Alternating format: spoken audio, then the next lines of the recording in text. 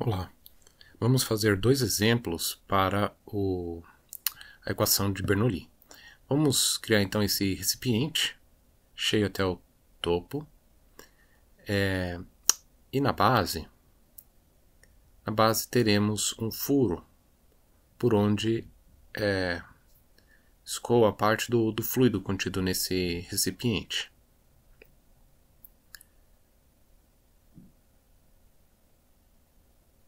O fluido sairia como um jato, seguindo uma certa trajetória, e há um desnível de altura, H2, que eu estou escrevendo aqui como em relação ao fundo do recipiente. Esse aqui vai ser o ponto 2, a velocidade que queremos determinar, e o ponto 1 seria o nível do fluido aqui dentro do recipiente, que está inicialmente a essa altura H1, e uma aproximação geralmente bastante usada é essa da velocidade desse nível ser igual a zero.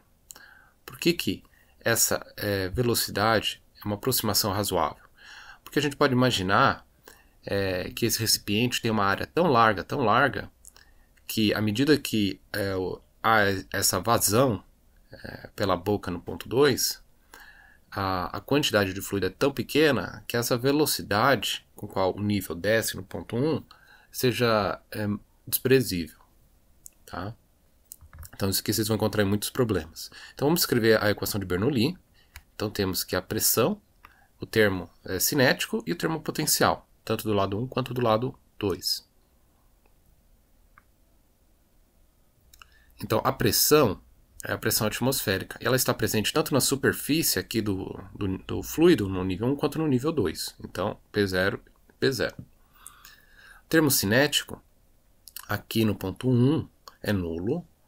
No ponto 2 ele vai sair com uma certa velocidade e as alturas H1 e H2 que indicamos. Né? Podemos cancelar a pressão atmosférica.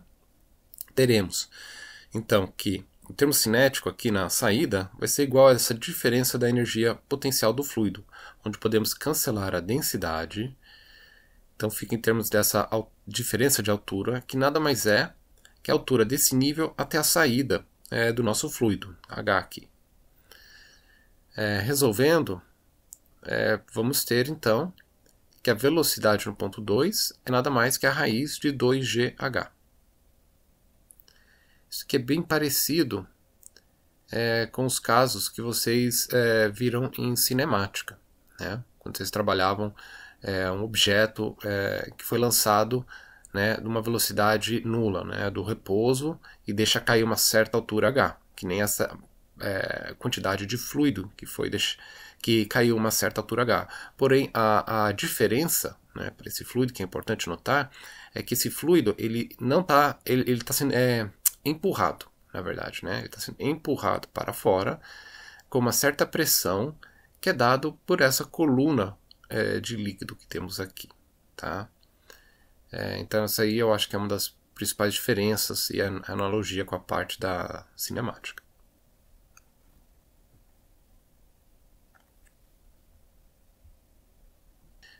No tubo de Venturi nada mais é que uma seção de áreas diferentes, onde o fluido, para passar por esse objeto, vai sofrer uma velocidade diferente do fluxo, e dada essa diferença de velocidade, como consequência tem uma diferença de pressão. Então você pode determinar, dada a diferença de pressão, a velocidade. Então vamos colocar aqui essas duas seções, colocar 2 manômetros para medir a pressão no ponto 1, a pressão no ponto 2. Isso aqui também pode ser feito com colunas de fluidos. A área 1 no lado 1, área 2 no lado 2 e as duas velocidades. Então esse tubo de Venturi serve para medir velocidade, pode ser velocidade de escoamento. Então vamos ter a equação de Bernoulli, com os termos cinéticos e potenciais. E é sempre importante lembrar que isso daqui se aplica apenas ao longo da trajetória de uma dessas linhas de corrente. Então estou desenhando aqui pontilhado alguma dessas linhas, só para lembrar. Tá? Então você imagina que um desses pontos ele estaria com uma certa velocidade, uma certa pressão, uma certa altura, à medida que ele viaja ao longo do tubo. Porém, esse tubo que desenhamos aqui é um tubo horizontal, então não há diferença de altura. Vocês poderiam pensar que, professor, tem uma seção de área diferente, mas a ideia, quando temos os problemas com os desníveis, é que essa diferença de altura do desnível é muito maior que a seção de área. Tá? Então, para a seção de área aqui, como é grande comparado ao desnível aqui do problema, o tubo é considerado horizontal, não há essa diferença pela altura. Tá? Então, se o tubo é horizontal, podemos considerar as mesmas alturas. E lembrando da equação de continuidade, temos a relação entre a seção de área e a velocidade em cada parte do fluido.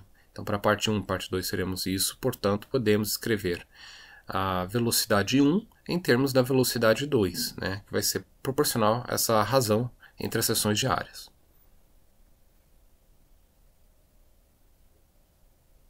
Então, vamos escrever mais aqui embaixo. A nossa equação de Bernoulli fica...